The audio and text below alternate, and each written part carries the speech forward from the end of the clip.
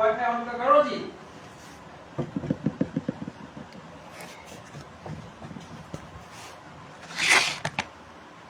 प्रणाम, नमस्ते,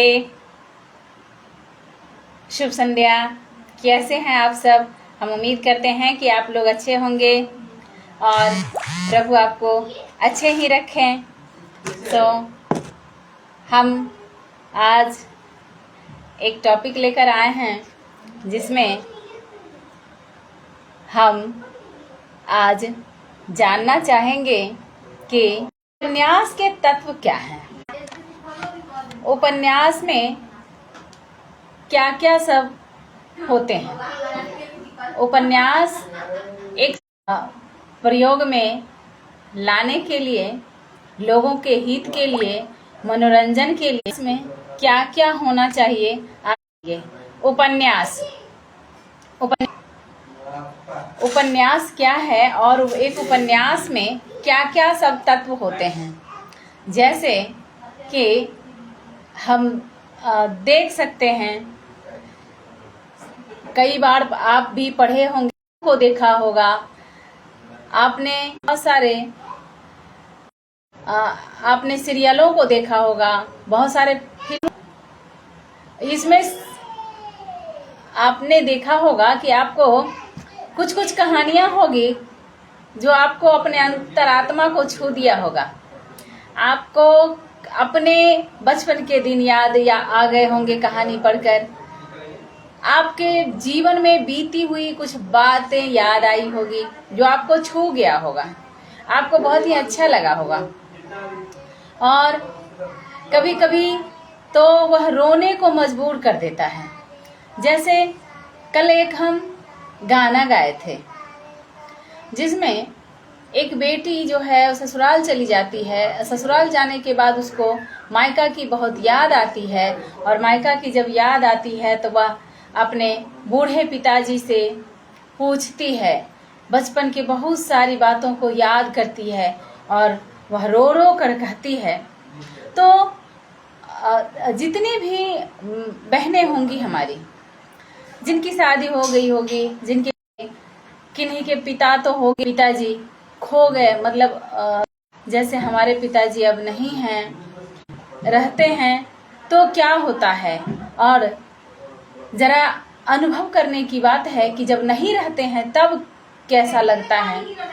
इस पे हम बात करते हैं कि एक उपन्यास में कौन कौन से तत्व होते हैं, किस किस बातों का ध्यान रखना होता है एक उपन्यास के लिए। हम देखेंगे आज, उसी पर हम बात करेंगे कि एक अच्छे उपन्यास के लिए क्या क्या सब होना होता है। और उपन्यास रोचक है, उपन्यास को सुंदर बना सकते हैं।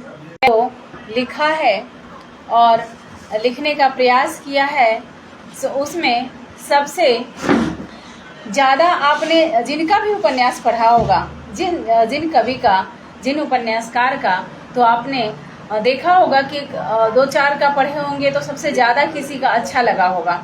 तो अच्छा लगने का मतलब ये था कि उन्होंने जो उपन्यास लिखा उसके विषय वस्तु का ज़्यादा से ज़्यादा ध्यान रखा होगा और ज़्यादा से ज़्यादा चीज़ों को उन्होंने उसमें मतलब लिया होगा जो इंसान के जीवन पर बीती हुई घटना होती है, जो जैसे का भी उन्होंने ध्यान रखा होगा, उस समय का ध्यान रखा होगा। इन सारी चीज़ों को कैसे मतलब ध्यान रखने के बाद ही जो उपन्यासकार हैं, जो उपन्यास की रचना किए हैं, तो उनका जो है उपन्यास जो है वो सफल हुआ है। हम आज बात कर रहे हैं कि उपन्यास जो है, उपन्यास हमारे जीवन का ही एक वास्तविक प्रतिरूप होता है। उपन्यास एक कहानी का कहिए कि बड़ा सा रूप होता है। और कहानी हो या उपन्यास हो, हम उसको कह सकते हैं कि जब भी राइटर जो है, जब भी कोई कवि जो हैं, जब लिखते हैं तो वह जो है उनके जीवन पर ही आधारित होता है। उनका बीता हुआ, कभी कभी तो उनका बीता हुआ कल होता है और उनका बीता हुआ कल से ही वो प्रेरणा लेकर और फिर वो लिखते हैं। फिर जो जैसे हमारे जीवन में घटा, हो सकता है कि मैं जब लिख रही हूँ तो 2-4 लोग होंगे जो हमारे मतलब जानकार होंगे या फिर पढ़ने वाले होंगे, पाठक होंगे। तो पाठक को अपनी कहीं ना कहीं थोड़ी सी जो जिनका भी कोई समस्या होता है, जिस किसी का भी हो, तो 2-4-10 लोगों की सेम समस्या हो जाती है। तो सेम समस्या जब होती है तो उसको पढ़ते हैं तो अंतरात्मा को छू जाती है। जैसे हम बात कर रहे थे कि हम एक मतलब पिताजी की याद जब ज़्यादा आ जाती है, कभी कभी परेशानी होती है, तब जाके हम क्या करते हैं कि पापा को याद करके कोई कविता लिख लेते हैं या फिर कोई गाना बनाते हैं। उसमें हम मतलब ये बात का ध्यान रखते हैं, जैसे हम पे बीती उसी तरह से कई सारे लोगों पर बीतता है, और उसको पढ़ने के बाद लोग उसको ज़्यादा पढ़ना पसंद करते हैं, उनके अंतरात्मा को छू जाती है। हम देखेंगे कि जो कविता हो या कहानियाँ हैं या फिर जो उपन्यास है, वह उपन्यास हो या कहानी हो, जो भी कवि के द्वारा लिखा गया है वो उनके जीवन पर आधारित होता है। वह स्वयं अपना नाम नहीं दे सकते, मैं भी ऐसा कर सकती हूँ, मैं भी ऐसा करूँगी, मैं भी ऐसा की हूँ, तो अपना नाम नहीं दे सकते। बस अपनी जो घटनाएं हैं उसको हूबहू मतलब यथार्थ चित्रण जो है उसमें करेंगे, तो कहीं न कहीं जाकर किसी न किसी के अंतरात्मा को वह छुएगा और उनके हित की भी बात होगी। उपन्यास हमारे जीवन का ही एक वास्तविक जो है वो प्रतिरूप होता है। जीवन में अनेक प्रकार की विविधता होने के कारण उपन्यास में भी वैविध्य होना स्वाभाविक है। मतलब विषय जो है वो अलग अलग हो सकता है, क्योंकि घटनाएं सबकी अलग अलग हो सकती है। जैसा कि आपने पढ़ा होगा, नहीं तो आप पढ़ सकते हैं, जैनेंद्र जी का लिखा हुआ त्यागपत्र जो है, उसमें फिर मोहन राकेश का है आधा अधूरा। इसके बाद आपने पढ़ा होगा कि उनका प्रेमचंद जी का जो कृषक जीवन पर आधारित उपन्यास है, उसमें गोदान की बात अगर करें तो उसमें भी आप देख सकते हैं कि ऐसा ऐसा पात्रों का चयन किया गया है, ऐसा ऐसा नाम दिया गया है, नाम लिया गया है जो हमारे आसपास में ही लोग का नाम होता है, हमारे आसपास का घटना होता है। जैसे आपने कहानी पढ़ा होगा हल्कू, पूस की रात कहानी को पढ़ा होगा, ये बहुत चर्चित कहानी है और ये प्रेमचंद जी का कहानी है। तो इसको आपने जब पढ़ा होगा तो आपके आंखों में प्रतिबिंब उभर के आई होगी कि जबड़ा कुत्ता कैसा होता है, एक गरीब किसान की जीवन किस तरह से कटता है, किस तरह से वो जो हैं अपना जीवन यापन करते हैं, किस तरह से वो खेतों की रखवाली करते हैं। हमें तो याद है कि हम लोगों ने जब हम लोग बच्चे थे तो तब जो है वो सिंचाई के लिए, खेतों में सिंचाई के लिए जो है वह पंपिंग सेट हुआ करता था, और पंपिंग सेट की रखवाली करने के लिए जो जिनका पंपिंग सेट होता था वो वहाँ पर सोते थे, चाहे वो गर्मी की रात हो या जाड़े की हो या बरसात की हो, वो पूरे रात वहाँ पर जाकर बिताते थे, क्योंकि उनको इस बात का डर था कि अगर हम नहीं गए तो उनका चोरी हो जाएगा, चोर उठा कर ले जाएगा। और वास्तविकता यह थी कि अगर वो अकेले वहाँ पर रहते थे तो अगर 2-4 मिलकर चोर आते तो वो लेकर ही जाता, उनको भी उठा कर ले जाता। लेकिन वो फिर भी जाड़े के दिनों में भी जाते थे, तो हम लोग देखते थे कि कैसे अंकल जो हैं वो रात को जा रहे हैं, आकर थोड़ा सा जहाँ जहाँ पर खेत दूर हुआ करता था तो किसी किसी के दरवाजे पर जाकर अपने हाथों की सेकाई कर लेते थे। करने के बाद फिर आगे बढ़ते चले जाते थे अपने खेतों की रखवाली करने, और वहाँ पर वह पंपिंग सेट होता था और वहाँ पर एक झोपड़ी होती थी। वो झोपड़ी मजबूत वाली झोपड़ी नहीं होती थी, झोपड़ी फूस की होती थी, और उस फूस की झोपड़ी में थोड़ा सा पुआल डालकर और खटिया कह सकते हैं, या तो खटिया रखते थे, नहीं भी रखते थे तो ज़मीन पर ही वो अकेले सोते थे। उतनी जाड़े की जो रातें थी और सनसन हवा भी चलती थी, लेकिन वो वहाँ पर चले जाते थे। और अगर वहाँ पर किसी प्रकार की अनहोनी होती तो वह वापस मतलब किसी को फ़ोन भी नहीं कर सकते थे, उस समय में फ़ोन भी नहीं होता था। तो वैसे वैसे चीज़ों को हम लोगों ने देखा है। फिर कई बार आकर कहते भी थे कि पूरे रात भर पेट में दर्द हुआ तो आने का साहस भी नहीं हुआ कि हम घर आते, दवा लेते या फिर किसी को कह पाते। तो बहुत सारी बातें वो कहते भी थे, और इतने पर्याप्त कपड़े भी नहीं होते थे उनके। जो अंकल होते थे गांव के, वो जाते थे अपने खेतों की रखवाली करने, या फिर कुछ लोग मतलब रात्रि प्रहरी का काम करते थे कहीं पर, किसी के मतलब दुकान के, किसी का खेतों का, किसी के घर का।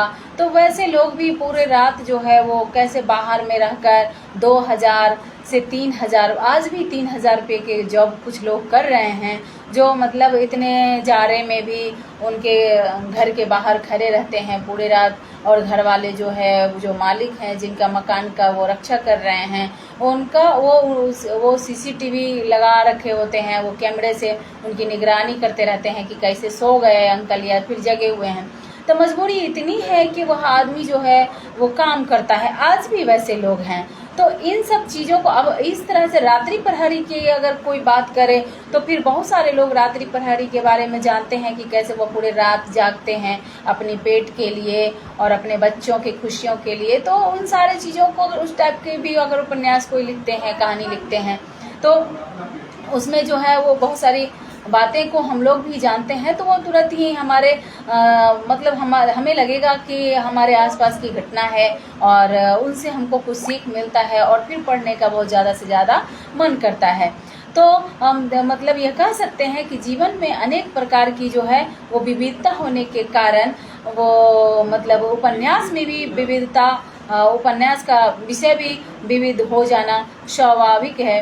किसी भी उपन्यास में घटना प्रति घटनाओं का ताना बाना जो है, उसका कथा का जो विन्यास का मतलब वो कथा का जो ढांचा है और उसका जो है मतलब सही जो है वो चुनाव होना चाहिए। जो सही अगर सही आपने चयन किया है तो वह जो है वो बहुत ही अच्छा होगा। सो कथा का विन्यास जो ढांचा जो बनता है और वे घटनाएं किन्हीं पात्रों के माध्यम से जो साकार होते हैं, तो इन घटनाओं तथा पात्रों का जो उपन्यास में विचार आदि का जो प्रस्तुति किया जाता है, वह उपन्यासकार जो है भाषा अभिव्यंजना का सहारा लेकर उसको क्या करते हैं कि प्रस्तुत करते हैं, दूसरे का सहारा लेकर उसको प्रस्तुत करते हैं और भाषा का भी खास ध्यान रखते हैं।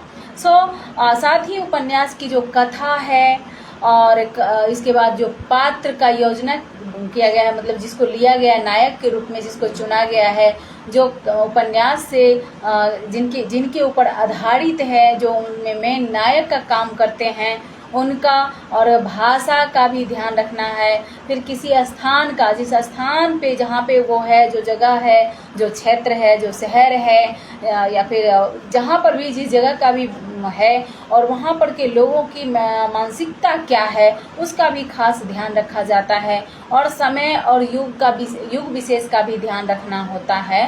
वो उसका प्रतिनिधित्व करती है उपन्यास का।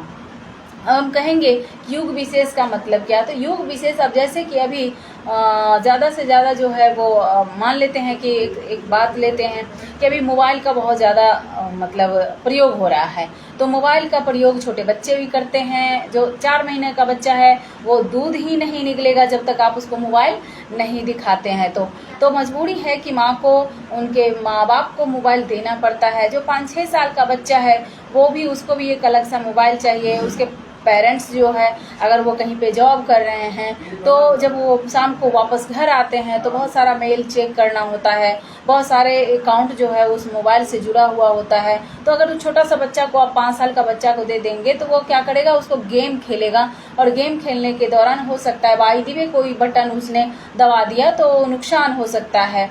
और मम्मी जो है वो घर में काम करती है, या फिर मम्मी का भी मोबाइल है तो मम्मी भी कहीं जॉब करती है, तो उसका मोबाइल मतलब मम्मी अपना मोबाइल बच्चे को नहीं दे सकती है। अगर दे देती है तो बहुत सारी समस्या हो सकती है कि बच्चा किसी को मैसेज कर सकता है, या फिर किसी को गलत कॉल लग जा सकता है, तो उससे ज़्यादा परेशानियां हो सकती हैं। तो ऐसे जो अभी का जो दौर चल रहा है ये मोबाइल से, तो मोबाइल से बहुत सारे मतलब लाभ भी हो रहा है हमें, तो बहुत सारा नुकसान भी है। अगर हम मान लेते हैं कि अगर हम भूमंडलीकरण की बात करेंगे, तो ये ग्लोबलाइजेशन की अगर हम बात करते हैं, तो उस टाइप का अगर उपन्यास लिखते हैं हम, तो उसमें समय का ये मांग है कि इसमें क्या सुधार होना चाहिए। हम भी माँ हैं और हम जो है गृहिणी नहीं हैं, मतलब हम वर्किंग वुमेन है। तो अगर हम वर्किंग वुमेन है तो हमारा जो टाइम जो है वो ज़्यादातर अपने जॉब को लेकर वहाँ पर ही बीतता है। फिर वहाँ पर कुछ टेंशन वगैरह हो जाती है तो उसको लेकर हम घर आते हैं, तो फिर बच्चों को जो उनको माँ का प्यार मिलना चाहिए वो नहीं मिल पाता है। तो इन सारी चीज़ों का खास ध्यान रखकर अगर हम उसका कथा का ताना बाना जो है वो बुना करेंगे, या ढांचा तैयार करेंगे, स्ट्रक्चर जिसको बोलेंगे, वो अगर तैयार किया जाता है। समय का मांग क्या है कि एक रिलेशनशिप भी कायम होना चाहिए, और जिसका जो हक है, अगर हम एक पत्नी है तो वहाँ पर भी अपना फ़र्ज अदा करना है, और वर्किंग वुमेन है तो अपने बॉस का हो या फिर जहाँ पर भी हम वर्क कर रहे हैं वहाँ पर का भी अच्छा होना चाहिए। फिर अगर हम एक माँ है तो माँ का और बच्चों का जो रिलेशन होता है उसमें भी अच्छा करना है। तो हर जगह जो है अच्छा करना एक इंसान से संभव नहीं है, तो कहीं ना कहीं जो है वो रिश्तों में दरार होती है, दूरियां बढ़ती है, ये टेंशन है, थकान है, इन सब सारे चीज़ों को लेकर। तो अगर हम उपन्यास लिखना चाहें तो ये मोबाइल से क्या नुकसान हो रहा है, उससे कुछ फ़ायदे भी हो जाते हैं। जैसे कि आप लोगों ने देखा होगा, सुना होगा कि मोबाइल से, फेसबुक से ही बहुत सारे दोस्त बन जाते हैं, उससे बहुत सारे तो लाभ भी हो जाते हैं, बहुत सारा नुकसान भी हो जाता है। कईयों की तो शादी फ्री में हो जाती है और कईयों को बहुत सारा नुकसान हो जाता है कि फेसबुक से शादी हो गया और वहाँ जाके पता चला कि खरीदाऊ बिकाऊ माँ बाप थे, अपने घर चले गए, और लड़का जो है बिल्कुल अकेला है वहाँ पर, और उनके घर जाने के बाद उनके पास कुछ है भी नहीं, तो बस वो खूबसूरती फेसबुक तक ही, मोबाइल तक ही सीमित रह गई। सच्चाई की दुनिया में आए तो उनका अपना घर भी नहीं है, किराए के मकान में रहते भी हैं, और वो माँ बाप जो थे वो चले गए। इसके बाद आजकल तो बाइक भी मिल जाती है किराए पे, तो किराए के बाइक पर 2-4, 10 दिन 20 दिन जो घुमाना था वो घुमा भी दिए। इसके बाद कि दोस्तों से कुछ पैसे वैसे ले लेकर मोबाइल रिचार्ज करवा दिए, 2-4 कपड़े खरीद दिए, जो भी है, जो भी लोग मांग करते हैं उनका उसकी पूर्ति कर दी जाती है। तो इन सारे चीज़ों को लेकर अगर हम उपन्यास का ढांचा तैयार करें तो वो बेहतर होगा। सो हम आगे देखेंगे कि इस प्रकार उपन्यास रचना में अनेक पक्ष जो है वो सहायक होते हैं। एक पक्ष की बात नहीं है, अनेक पक्ष जो है वो सहायक होते हैं, और इन्हीं को उपन्यास का जो है वो तत्व कहा जाता है। जैसे कि आपने देखा कि उपन्यास का कथा क्या है, किस पर आप बात करना चाहते हैं, उसका पात्र योजना जो है वो जिसको आप चुन रहे हैं, जिस पर वो उपन्यास लिखा जा रहा है, वो उनका चयन सही हो। इसके बाद भाषा का भी बात है कि भाषा सरल होना चाहिए, स्पष्ट होना चाहिए, और संक्षिप्त रूप में भी आप बहुत ज़्यादा कुछ कह सकते हैं। और स्थान जिस जगह की आप बात कर रहे हैं, शहर है या गांव है तो देहात है या क्या है, उस पर भी आप बात कर सकते हैं, उसको भी ध्यान में रखना है। और ये जो समय चल रहा है इसमें किस टाइप का ताना बाना जो है वो समाज में व्याप्त है या शहर में है, या फिर आपके साथ कैसा बीता है, अब कैसा उपन्यास लिखना चाहते हैं, तो समय और युग विशेष का भी ध्यान रखना है। तो ये सारा चीज़ जो है उपन्यास को प्रतिनिधित्व करती है, आगे बढ़ाने का काम करती है, और उसी को ध्यान में रखकर, उसको केंद्र में रखकर उपन्यास अगर लिखा जाता है तो वो बहुत ही सफल उपन्यास होता है। और फिर हम इस पे बात करेंगे तो ये सारे चीज़ जो हैं इस प्रकार उपन्यास रचना में अनेक पक्ष जो हैं वह सहायक होते हैं, और इन्हीं को उपन्यास का तत्व कह सकते हैं, इन्हीं को उपन्यास का तत्व कहेंगे। जैसे घर बनने के लिए ईंट की ज़रूरत होती है, सीमेंट की ज़रूरत होती है, रेत की ज़रूरत होती है, इसके बाद लेबर काम करते हैं तो अच्छा सा घर बनता है। तो इसी टाइप से हम उपन्यास के तत्व को भी उसको बोल सकते हैं। ठीक है, आगे हम बात करेंगे कि उपयुक्त अभी तक जितने भी हमने बात की है, इन सारे बातों के आधार पर मुख्य रूप से उपन्यास के 7 तत्व जो हैं, या साहित्य समीक्षकों ने, जो साहित्य रचना करने वाले हैं, जो कवि हैं, उपन्यास हैं, कथाकार हैं, लेखक हैं, इन लोगों ने 7 जो है वह तत्व जो है वो महत्वपूर्ण बताए हैं। सो कथानक क्या है? उपन्यास अगर लिखा जा रहा है, जैसे कि गोदान लिखा गया था, तो उसका जो कृषक जीवन पर आधारित जो है वो कथानक था। उसमें कैसे जो है होरी, झुनिया, रूपा, सोना और सारे जो पात्र हैं, गोबर, इस तरह से बहुत सारे जो पात्रों का चयन किया गया था। तो उसका कथा क्या था? तो कथा कृषक जीवन पर आधारित था। तो ये कथा उसका कथानक था। तो इस तरह से हम जो लिखेंगे, आप जो लिखेंगे, तो उसका क्या होगा? एक कथानक का ध्यान रखना है। इसके बाद पात्र एवं चरित्र चित्रण, और पात्र, जिसको भी आप पात्र बना रहे हैं, तो उसका चरित्र क्या होना चाहिए? अच्छा होना चाहिए, बुरा होना चाहिए? जैसे कि आपने देखा होगा राय साहब और मेहता वगैरह जो भी उनमें पात्र थे, उनकी क्या चरित्र थी, उनकी विशेषता क्या थी, इन सारे चीज़ों का ध्यान रखना होता है। और संवाद, जो एक दूसरे का जो बातचीत होता है, वो संवाद शैली का भी ध्यान रखना होता है। संवाद का जो क्या आप कहना चाहते हैं, या पात्र के माध्यम से क्या आप समाज को देना चाहते हैं, क्या पाठक को देना चाहते हैं, तो संवाद शैली का भी ध्यान रखना है। इसके बाद है भाषा शिल्प। जैसे कि पहले आप देखा ही है कि भाषा शिल्प का भी ध्यान रखना है कि भाषा में भाषा कैसा है, और उसमें जो कुछ आप कविता देना, मतलब कुछ कोट्स वगैरह देना चाहते हैं, या कहानी का पंक्ति लेकर आ रहे हैं उसमें, तो इन सारे का जो भाषा शिल्प जो है, जो सरल है, क्लिष्ट शब्दों का नहीं, मतलब उसमें नहीं ऐड करेंगे, नहीं प्रयोग करेंगे, तो ज़्यादा ही बेहतर होगा। और इसके बाद है देश काल, और कहाँ की बात हो रही है। आप बिहार के परिवेश में लिख रहे हैं, आप राजस्थान के परिवेश में हैं, आप जहाँ भी हैं, तो देश काल का भी ध्यान रखना है, समय का भी ध्यान रखना है, वातावरण, वहाँ का माहौल, वहाँ के लोग किस तरह का पसंद करते हैं, उसका ध्यान रखना है। और उद्देश्य, उपन्यास जैसे कि कृषक जीवन पर आधारित वो गोदान लिखा गया था, तो उसका उद्देश्य क्या था कि कृषक के जीवन को दिखाना, और उसमें जो कमियां थी उसमें सुधार लाना, अंधविश्वासों को अनदेखा करना, ये सारे चीज़ थे। तो इसमें संवाद शैली भी हो गया, आपका भाषा शिल्प भी हो गया, और देश काल, वातावरण हो गया, और इसके बाद उद्देश्य भी हो गया। फिर नामकरण जो है, मतलब जब आप उपन्यास लिखते हैं तो उपन्यास का क्या नाम देंगे, तो नाम का हिसाब से ही उसका जो है उसमें भाषा शैली का प्रयोग होगा, उसमें उसके जो कथानक है उसी के आधार पर नाम होना चाहिए, ताकि उसको पढ़ने के बाद जो है लोगों को उसका नाम जो है वो हमेशा से हमेशा के लिए ध्यान में रहे, और वह उजागर हो सके कि नाम के अनुसार उसका काम हो गया। जैसे कि ये सूर्यकांत त्रिपाठी निराला जी ने लिखा था सरोज स्मृति, तो सरोज स्मृति लिखा था, तो सरोज स्मृति, सरोज उनकी बेटी थी, और उसकी स्मृति, उसके यादों में उन्होंने लिखा तो सरोज के पूरे जीवन की घटनाओं को लिखा, उसके बारे में लिखा, उसके सारे तकलीफ़ों को लिखा, उसके चरित्र चित्रण किए। तो ये सारी चीज़ जो है सो एक बार जब कोई पढ़ेगा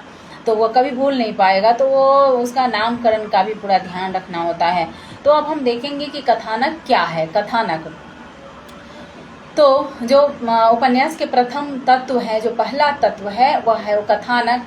तो कथानक में हम देखेंगे कि विभिन्न घटनाओं, प्रतिघटनाओं का और पात्रों के जो क्रिया व्यवहार है, क्रिया है उसका क्रिया व्यापार आदि के संयोग से ही उपन्यास जो है वह उसका कहानी बनता है, और वो जो कहानी बनती है उसे ही हम कथानक कहते हैं, है ना। पात्रों का जो मतलब क्रिया व्यापार है उसी के आधार पर जो है कथानक जो है वो बनती है, उसे कथा वस्तु भी हम कह सकते हैं।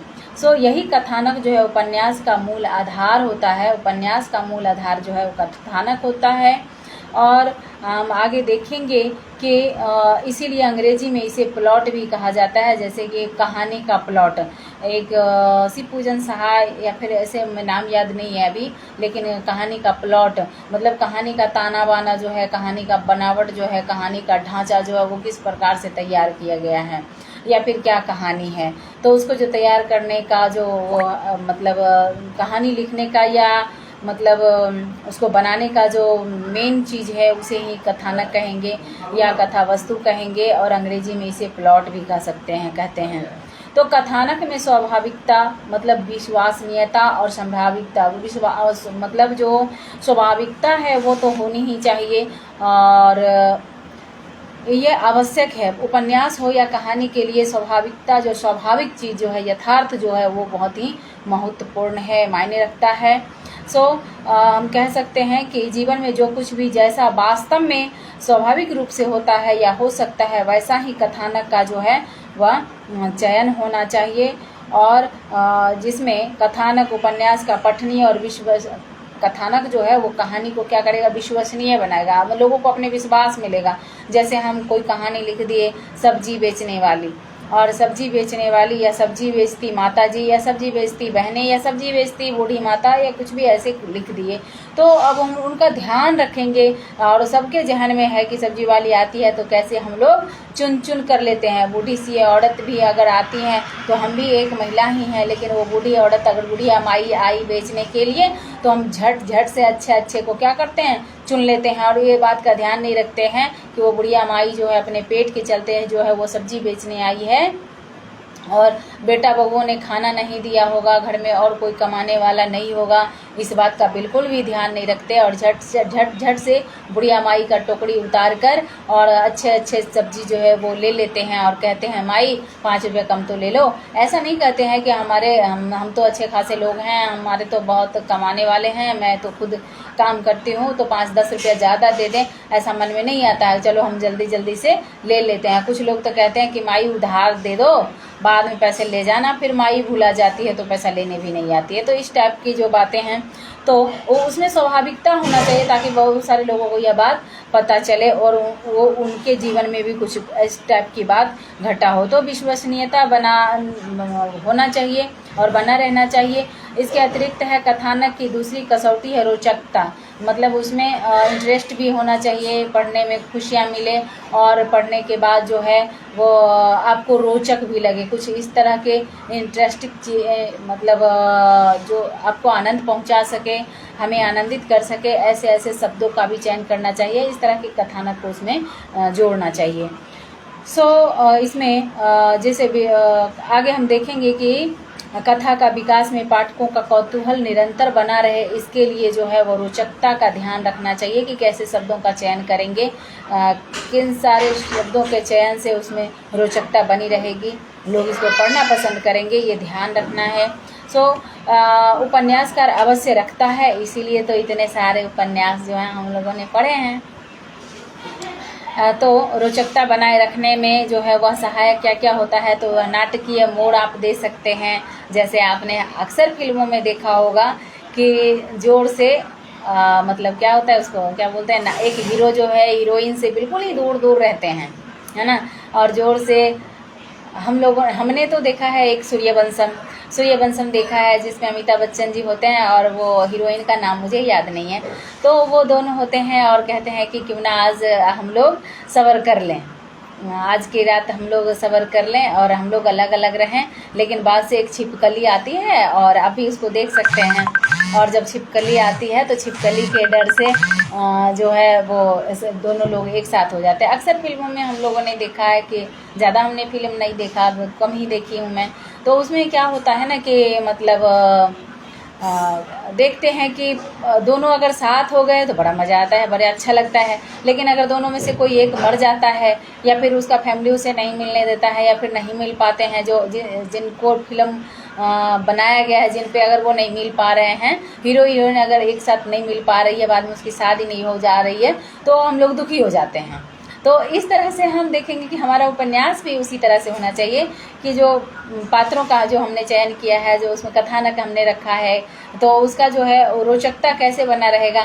तो जो हम लोग देखते हैं कि एक बारिश का मौसम आया है, ऐसे सारे लोग अलग अलग हैं, सारा चीज़ अलग है, और जैसे ही बारिश का मौसम आया है तो बिजली तो ज़रूर कड़कती है। हमने देखा लगभग 40% फिल्मों में बिजली कड़कती है और लोग एक साथ हो जाते हैं डर से, है ना।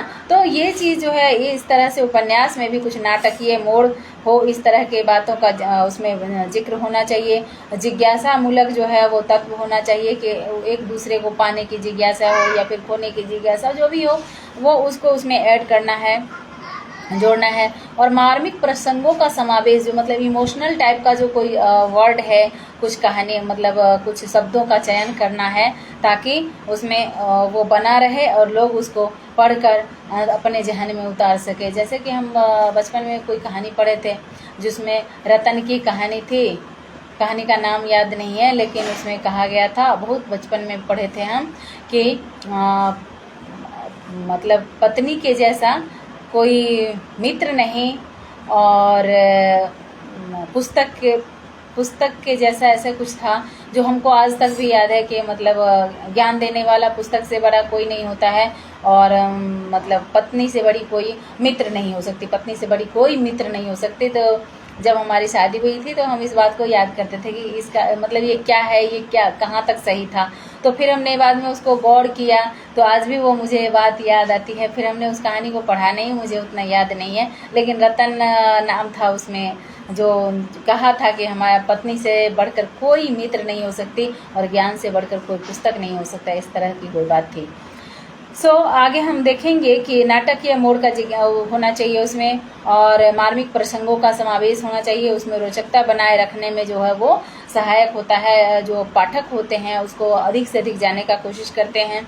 इस तरह से हम देखेंगे कि कथानक की जो मतलब प्रमुख कसौटी है वो ये सारे चीज़ हैं, और उसकी सुगठित मतलब बनावट जो होता है वो सुगठित करने के लिए, एक साथ करके रखने के लिए उसमें रोचकता की बात जो है वो जोड़ना चाहिए, प्रयोग में होना चाहिए। उपन्यास की हर घटना परस्पर एक दूसरे से गुथी हुई होनी चाहिए और कथा विन्यास जो है वो एक सूत्रता में बंधी रहे, ऐसे होना चाहिए। अब हम आगे देखेंगे कि पात्र एवं चरित्र चित्रण, जो जिनको भी आप पात्र में चुन रहे हैं, जैसे कि पूस की रात कहानी में रखा गया कि हल्को, मुन्नी, उनकी पत्नी और जबड़ा कुत्ता, तीन ही हैं और तीनों जो है तीनों का अपना अपना चरित्र है। तो इस तरह से चरित्र का भी ध्यान रखना है। अगर हम प्रेम प्रसंग को लेकर उपन्यास लिख रहे हैं तो उस तरह के जो पात्र होंगे उसमें मर्यादा भी होना चाहिए, और मतलब दोनों का जो मिलन की जो उत्कंठा है जो काफ़ी तीव्र हो रही है तो उसमें लोक लाज भी होना चाहिए। तो ये सारे चीज़ को जो है उसमें जोड़ना है। तो पात्र का एवं चरित्र चित्रण का काफ़ी ध्यान रखना होता है, और वह इस तरह के पात्रों का चयन करना है, इस तरह से उनके शब्दों को उसमें जोड़ना है ताकि समाज में भी उसका दुष्प्रभाव नहीं पड़े। जो पाठक है, जो पढ़ते हैं, जो मतलब एक सामाजिक लोगों के लिए उनके सर्वांगीण विकास में जो है वह क्या करे कि एक मतलब शिष्टाचार जिसको बोलेंगे कि एक शिष्टाचार भी बना रहे और उपन्यास भी आपका सफल हो। तो इस तरह से होना चाहिए। और उसमें मतलब पात्रों की सार्थकता उनके चरित्र पर निर्भर होती है। पात्रों के रागात्मक मनोवेगों के आधार पर निर्मित उनके स्वभाव, आचरण, व्यवहार के माध्यम से उनकी चारित्रिक विशेषताओं का रूपरेखा जो है वह तैयार करना चाहिए। और मानव स्वभाव इन्हीं विविध पहलुओं का जो है वह यथार्थ चित्रण ही चरित्र चित्रण कहलाता है। आगे हम देखेंगे संवाद, कथनोपकथन। संवाद कैसा होना चाहिए? तो लेखक उपन्यास के कथानक का एक ढांचा सा बनाकर और पूर्णता प्रदान करने के लिए पात्रों के आपसी बातों को, पात्रों में जो आपस में बात होती है, जैसे कि आपने देखा होगा, पढ़ा होगा कि एक पात्र जो है दूसरे पात्र से क्या कहता है और उससे क्या पाठक के मन पर प्रभाव पड़ता है, उसकी बात किया है, उसकी बात करना चाहिए। भली भांति परिचित रहते हैं जो आगे संवाद क्या हो रहा है, दोनों के बीच में बातें कैसे हो रही है। तो ये सारी चीज़ जो है ये मतलब हम लोग भी पढ़े हैं, देखे हैं, तो इसका अनुभव खुद होता है और जब हम सामने में किसी चीज़ को पढ़ेंगे तो अनुभव हो ही जाएगा। आलाप संलाप संवाद मतलब एक दूसरे की जो बातचीत है उसका मतलब ऐसा चयन होना चाहिए ताकि कुछ लोगों के जीवन पर आधारित भी हो। उपन्यास में वही संवाद सार्थक हो पाते हैं जिनसे या तो कथानक के विकास और विन्यास में सहायता मिले या फिर उसके माध्यम से किसी पात्र का चरित्र जो है वह उजागर हो।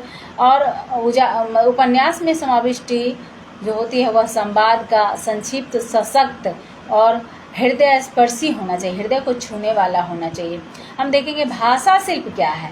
तो फिर भाषा शिल्प की अगर हम बात करें तो भाषा की विफलता इस बात पर निर्भर करती है कि वह जो है उपन्यास के अंतर्गत समाविष्ट पात्रों का स्तर, स्वभाव आदि के अनुकूल हो। भाषा, जो पात्र जिसका आपने चयन किया है वह पात्र के अनुसार हो और उसके स्वभाव के अनुकूल हो। अब शैली का जो संबंध है, उपन्यासकार जो है व्यंजना पद्धति से भी उसका प्रयोग करते हैं और अभिधा से भी प्रयोग करते हैं। तो सीधा सीधा रूप में जो सरल है शैली, उसी का प्रयोग जो है वह करना चाहिए, ताकि उपन्यास में उपन्यासकार को पठनीय और प्रभावशाली बनाने के लिए, उपन्यास को पठनीय और प्रभावशाली बनाने के लिए सरल भाषा शैली का ही प्रयोग करना चाहिए। आगे हम लोग देखेंगे कि देश काल और वातावरण। जैसे देश काल क्या है, तो उपन्यास का कथा जो है जिस परिवेश में लिखी जा रही है, पृष्ठभूमि, वातावरण और जिस परिवेश में घटित होता है ना, उसका संबंध किसी न किसी स्थान से होता है, समय विशेष से भी होता है। घटना जो है एक साथ बहुत सारी घटनाएं घटती है, लेकिन पाठक को कोई एक घटना जो है वो हृदय को छू जाता है। तो उस टाइप से कथानक की प्रस्तुति उसी स्थान और समय के अनुरूप होना चाहिए।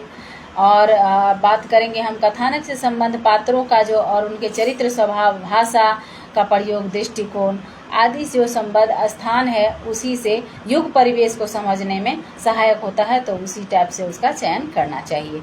अब इसका देखेंगे उद्देश्य क्या होना चाहिए। तो उपन्यास का जो कथानक है, जिन घटनाओं का ताने बाने और से निर्मित किया गया है, मतलब निर्माण किया गया है उपन्यास का, उसकी अन्विति जो है अंततः किसी न किसी परिणाम के रूप में ही होती है। हम देखेंगे कि वह परिणाम जिसके साथ ही उपन्यास के जो मतलब दृष्टिकोण है, चिंतन है, उसका परिचायक होता है, उपन्यास का उद्देश्य कहलाता है। जो आप एक उपन्यास के माध्यम से सामाजिक को क्या देना चाहते हैं, उससे क्या सीख मिल सकती है, उससे युवाओं में क्या प्रभाव पड़ सकता है, उससे युवा जो है आपके उपन्यास को पढ़कर अपने माँ बाप के साथ कैसा व्यवहार कर सकता है, या फिर अपने लोक लाज को वह भुला सकता है। तो ऐसे मतलब उद्देश्य होना चाहिए कि जो है सामाजिक को वह लाभ दे सके। वह मतलब अगर कोई गलत कदम उठाने जा रहा है तो आपके उपन्यास को पढ़कर वह रुक सा जाए। आप इस तरह का जो उसका उद्देश्य दीजिए। उद्देश्य रहित कोई उपन्यास नहीं होता है, उद्देश्य सहित होना चाहिए। आगे हम इसको देखेंगे कि साथ ही उपन्यास के जो पात्र कुछ कहते हैं या सोचते हैं या करते हैं, उनके पीछे कोई ना कोई मंतव्य रहता है और यही मंतव्य समग्र रूप से उपन्यास के उद्देश्य की ओर संकेत करता है। उसका मंतव्य रहता है, उसका मंशा रहता है, मन रहता है, वही जो है उपन्यास का क्या उद्देश्य कहलाता है। हम देखेंगे कि उपन्यासकार जिस उद्देश्य या संदेश को पाठक समुदाय के सामने प्रस्तुत करता है और प्रस्तुत करने के बाद जो है पाठक के हृदय पर जो अमिट छाप छूटती है वह उद्देश्य होता है। हम देखेंगे कि जो कोई उपन्यास लिखता है उसे स्वयं उपन्यास में उपदेश के रूप में अपनी ओर से प्रस्तुत वह नहीं करता है, लेकिन अपनी ओर से वह पूरी कोशिश करता है कि उसका उद्देश्य जो है वो पाठक के हृदय पर जाकर अमिट छाप छोड़ दें। जो अपने पास देखता है, अनुभव करता है, उससे जो निष्कर्ष निकलता है, उसे दृष्टिकोण से एक निश्चित दिशा मिलती है और वह चाहता है कि उसकी जो है वह धारणा जो है, उसका जो है मानना, वो अन्य लोगों तक पहुँचे। जैसे कि हम कल गीत बनाए थे, हमने गीत लिखी, उसको आपके सामने प्रस्तुत भी की थी, तो बहुत सारे उसके जो ऐसे शब्द थे जो सारे लोगों को पता है। उससे उनको क्या हुआ कि बहुत सारी पुरानी यादें जो है जो उनके जहन को छुआ होगा।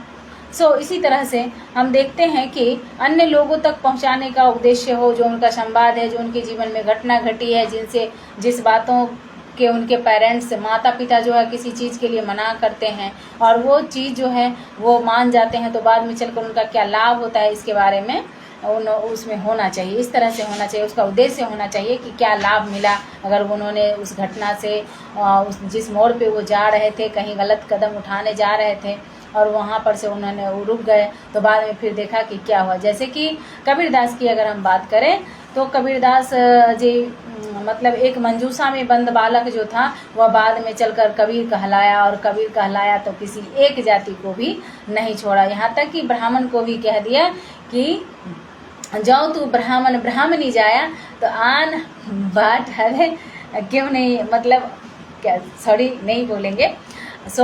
मतलब किसी को नहीं छोड़ा, उनके जाति का तो पता नहीं चल रहा था कि क्या है। हिंदू को भी नहीं छोड़ा उन्होंने, मुस्लिम को भी नहीं छोड़ा, तो सराहा किसको। इसी तरह से उद्देश्य होना चाहिए।